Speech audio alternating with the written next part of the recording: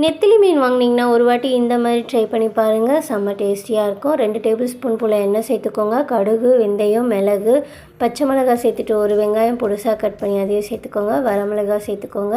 ஒரு 6-7 போல் பூண்டை உரிச்சிட்டு அதையும் சேர்த்துட்டு கொத்தமல்லி டேஸ்ட் சேர்த்துட்டு ஒரு டீஸ்பூன் போல் இஞ்சி பூண்டு தேவையான அளவுக்கு உப்பு சேர்த்துட்டு நல்லா வதக்கி விட்டுக்கோங்க. ஒரு 3 தக்காளி ஜூஸ் அடித்து அதையும் சேர்த்துட்டு எண்ணெய் பிரிஞ்ச வரைக்கும் வெயிட் பண்ணிட்டு அப்புறம் மசாலா பொருட்கள் சேர்த்துக்கலாம்.